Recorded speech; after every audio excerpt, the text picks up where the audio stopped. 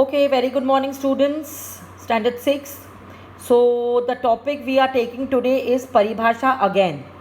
Now, in Paribhasha last class, we will take a quick review and we have read about Tali, then we have read about Khali, and then we have read about Theka.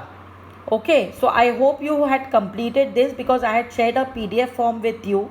I'm going to share it today also so that you can write all the definitions in your copy as it is important.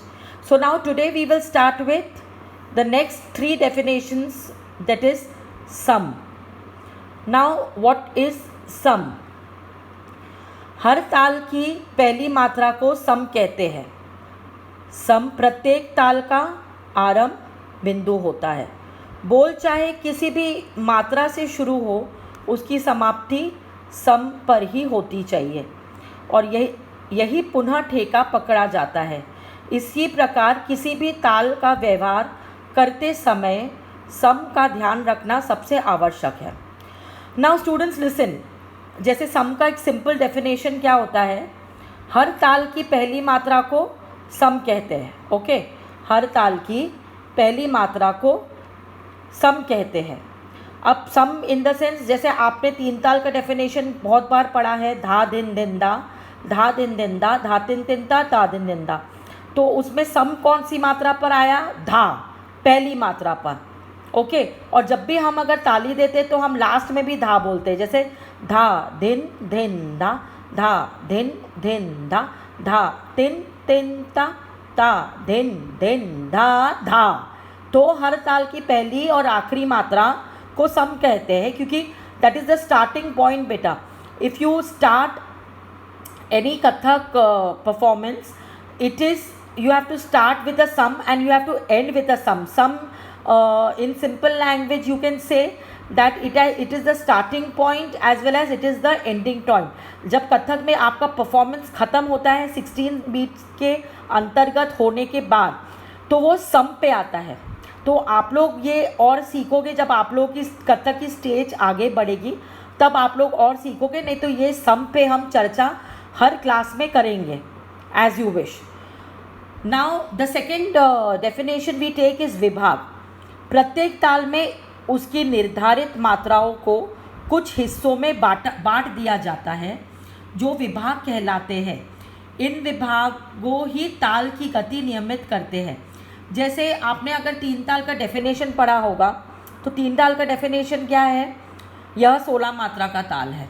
इसमें 3 ताली और 1 खाली होती है. 1, 5, 13 पर ताली और 9 पर खाली होती है और इसके 4 विभाग होते हैं. अगर आपने ताली देखा होगा तो हम कल की क्लास में what we will do, when we will do in the class, मैं आपके साथ आपको ताली करके समझाऊंगी देन एंड देयर क्लास में, तभी आपको समझेगा. तो जैसे धा दिन दिन धा, ब्रेक आता है, एक डिवीज़न आ जाता है. देन धा दिन दिन धा, एक और डिवीज़न आता है. धा तिन तिन ता, एक और डिवीज़न आता है. ता दिन दिन दा, एक और डिवीज़न आता है. तो इस चीज़ को क्या कहते हैं? विभाग. तो अभी ये पर्टिकुलर क्लास में आपके लिए ये डेफिनेशंस को समझना ज़रूरी है कि कथक डांस में जब हम ये लेसन करेंगे ना, तो तब आपको सम भी समझ जाएगा, ताली भी समझ जाएगी, खाली भी समझ जाएगी और विभाग भी समझ जाएगा. That of course we are going to take up after this परिभाषाएं. So now you just have to know in simple words that what विभाग is and what sum is. तो विभाग क्या है? One quick review. प्रत्येक ताल में उसकी निर्धारित मात्राओं के कुछ हिस्सों में बांट दिया जाता है जो विभाग कहलाते हैं. इन विभागों ही ताल की गति नियमित रखता है. ओके, नाउ आफ्टर विभाग वी सी मात्रा. मात्रा मतलब संगीत में समय की सबसे छोटी इकाई को मात्रा कहते हैं. मात्राओं के समूह से ताल बनती है. 1 सेकंड को एक मात्रा कहते हैं, पर कलाकार अपनी गति या बोलों के अनुसार मात्रा के काल को निर्धारित करता है. नाउ दिस मीन्स जैसे धा दिन दिन धा, तो धा क्या होता है बेटा? पहली मात्रा. दिन होता है दूसरी मात्रा. तिन धिन होता है तीसरी मात्रा, धा होता है चौथी मात्रा। तो ये जो एक एक शब्द के बोल है ये दीज आर नथिंग बट मात्रा। ओके, जैसे हम लोग बोलते हैं ना कि यह 16 मात्रा का ताल है, तो ताल का मतलब क्या होता है? नाम। जैसे ताल है 16, मात्रा ताल का नाम क्या है? 3 ताल। मात्रा कितनी है? 16। तो आप गिनो अपने तरफ से कि इसमें 3 ताल में कितनी मात्रा होती है? 3 ताल में होती है 16 मात्रा।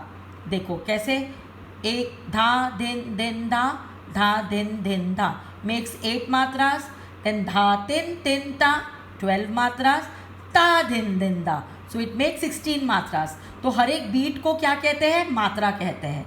तो अभी के लिए आप लोगों को ये सिर्फ डेफिनेशन समझना ज़रूरी है, because I am going to come up children with something new which will make you understand more clear that what is tal, lay, matra, vibhag actually is about.